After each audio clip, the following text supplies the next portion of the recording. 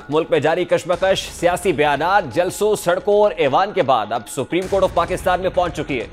Supreme court ने सदर ममलिकत की जानिब से किसी सियासी पार्टी से मुनहरिफ अरकान के वोट की हैसियत जानने के लिए अदालत उज़्मा को भेजे गए रेफरेंस पर लार्जर बेंच कॉन्स्टिट्यूट करने का फैसला किया है। जबकि आज ही सियासी जमातों के मुमकिना तसादुम के खिलाफ सुप्रीम कोर्ट बार एसोसिएशन की दरखास्त पर समाअत के सिलसिले में सियासी जमातों के अहम रहनुमा अदालत पहुंचे। अदालत में समाअत का मुशाहिदा करने वाले रहनुमाओं में पाकिस्तान मुस्लिम लीग नून के सदर शहबाज शरीफ, पीपल्स पार्टी के चेयरमैन बिलावल भुट्टो जरदारी, जमीयत उलमाए इस्लाम फे के सरबराह मौलाना फजलुर रहमान, बलूचिस्तान नेशनल अवामी पार्टी यानी BNP के अख्तर मेंगल शामिल थे। सियासी क़यादत ने ऐवानों की लड़ाई अदालतों में लड़ने पर शदीद तनकीद का निशाना बनाए। इस हवाले से जो अपोजिशन के ज़ोमा है वो क्या कह रहे थे, जरा उसकी एक झलक आपके सामने रखता है।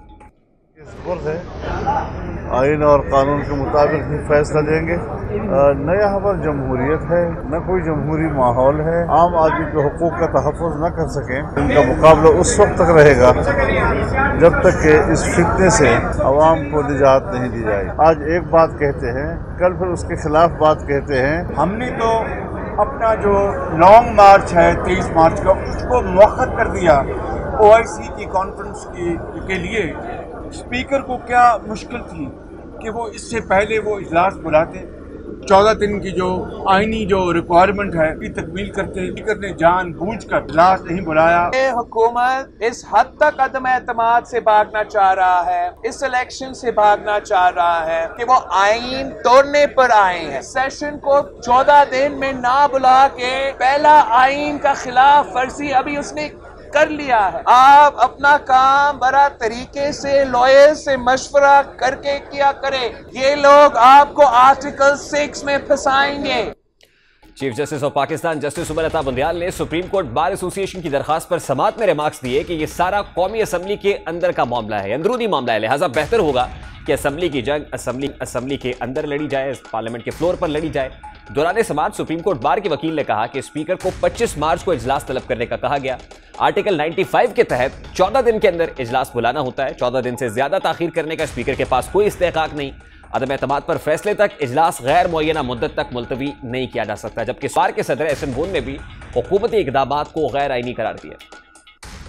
पहली दफा पार्लियामान में स्पीकर ने जो ये हो रहा है उसके मुताबिक आर्टिकल 95 की सबवर्शन और एब्रोगेशन होगी। और कल को जो गवर्नमेंट आएगी, मैं समझता हूँ कि अगर ये एब्रोगेशन और सबवर्शन है तो उन्हें सिर्फ जर्नैलों और जजों के खिलाफ नहीं, पार्लियामान के उन लोगों के खिलाफ भी उन्हें हाई ट्रीजन का केस करना चाहिएगा।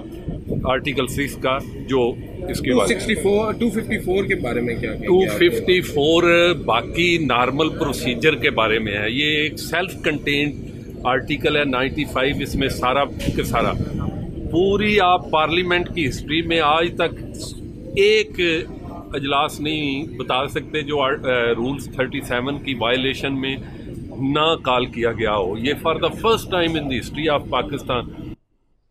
आज 2-3 बड़ी इंपॉर्टेंट डेवलपमेंट्स थी जो सुप्रीम कोर्ट ऑफ पाकिस्तान में डिस्कस हुई हैं, लेकिन बड़ी इंपॉर्टेंट बात यह है कि जो सदारती रेफरेंस आर्टिकल 186 के तहत हुकूमत पाकिस्तान ने सुप्रीम कोर्ट को भिजवाया है ताकि आर्टिकल 63A की तशरीह की जा सके, उसमें हुकूमत ने बड़े इंपॉर्टेंट पॉइंट्स को टेकअप किया है। जिनमें से जो इंपॉर्टेंट चीज़ें जिस पर हुकूमत चाहती है कि सुप्रीम कोर्ट ऑफ पाकिस्तान तशरीह करे, उसमें से इंपॉर्टेंट एजेंडा यह है कि पार्टी पॉलिसी के खिलाफ दिया गया वोट क्या ये काउंट हो सकेगा या नहीं हो सकेगा। इस हवाले से सुप्रीम कोर्ट ऑफ पाकिस्तान वाज़ेह करे कहा गया।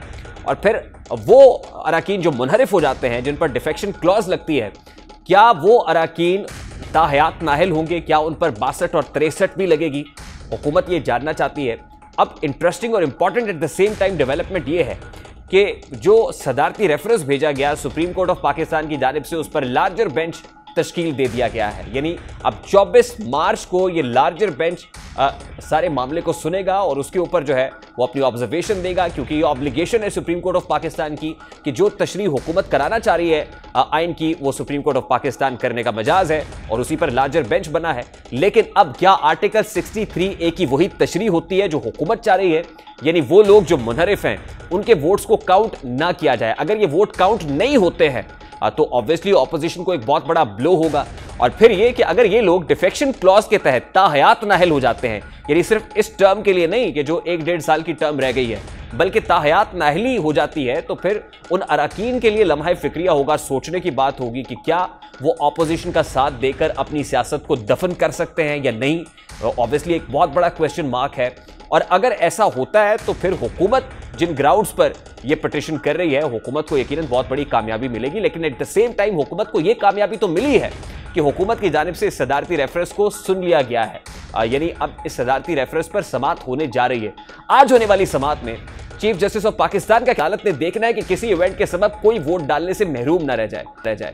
वोट डालना अरकान का आईनी हक है। यानी हुकूमत जो रोक रही थी वोट डालने से, अब उसके ऊपर अटॉर्नी जनरल भी वाज़ेह कर दिया, अदालत ने भी वाज़ेह किया है। अदालत असेंबली की कार्रवाई में मुदाखलत की कायल नहीं। अदालत सिर्फ ये चाहती है कि किसी का हक मुतासर ना हो। जस्टिस उमर अता बंदियाल ने रिमार्क्स दिए कि यह सारा कौमी असेंबली का अंदरूनी मामला है। बेहतर होगा कि असेंबली की जंग असेंबली के अंदर लड़ी जाए। हम ज्यादा गहराई में जाना नहीं चाहते हैं। चीफ जस्टिस ऑफ पाकिस्तान का कहना था कि सियासी जमातें बताएं वो क्या चाहती हैं। सियासी जमातें अपनी सियासी ताकत पार्लियामेंट में जाहिर करें। अदालत में सियासी क़यादत के दरमियान सालिस का किरदार अदा करना है ताकि जमहूरियत चलती रहे। जस्टिस मुनीब अख्तर ने कहा कि आर्टिकल 17 सियासी जमातें बनाने के हवाले से है, जिसके तहत सियासी जमात के हुकूक होते हैं। आर्टिकल 95 के तहत वोट का हक सियासी जमात का होता है। आर्टिकल 95(2) के तहत रुकन के इनफरादी वोट की हैसियत नहीं। नवाज शरीफ और बेनजीर भुट्टो केस में अदालत ऐसी ऑब्जर्वेशन दे चुकी है। सियासी जमात में शमूलियत के बाद इज्तिमाई हक तस्वुर किया जाता है। ये बड़े इंपॉर्टेंट रिमार्क्स हैं जस्टिस मुनीब अख्तर के, क्योंकि दो रुकनी बेंच था। जस्टिस उमर अता बंदियाल थे, जस्टिस मुनीब अख्तर थे। और ये बड़ी इंपॉर्टेंट ऑब्जर्वेशन है जो जस्टिस मुनीब अख्तर ने दी है कि आइन किसी शक के तहत रुकन असेंबली को आज़ादी से वोट डाल सकता है, उसको रोका नहीं जा सकता है। बार का केस आइन की किस शक के तहत है ये तो बता दें।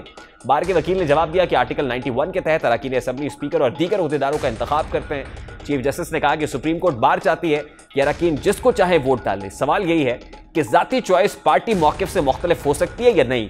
वोट का हक किसी रुकन का एब्सोल्यूट नहीं होता है। बार के वकील ने आर्टिकल 66 का भी हवाला दिया, जिस पर जस्टिस मुनीब अख्तर ने टोका कि आर्टिकल 66 के तहत वोट का हक कैसे मिल गया है। ये तो पार्लिमानी कार्रवाई को तहफ़्फ़ुज़ देता है। चीफ जस्टिस ने वकील से कहा कि आप बार के वकील हैं, आपका इस अमल से क्या ताल्लुक है। बार एसोसिएशन अवामी हुकूक की बात करे। बार के वकील ने कहा कि तहरीक अदम एतमाद भी अवामी अहमियत की का मामला है और ये इंपॉर्टेंट है आम पब्लिक के हवाले से। और इस पर न्यूट्रलिटी के हवाले से भी बार की बात हुई, जिस पर एहसन गून साहब ने कहा कि हम न्यूट्रल हैं।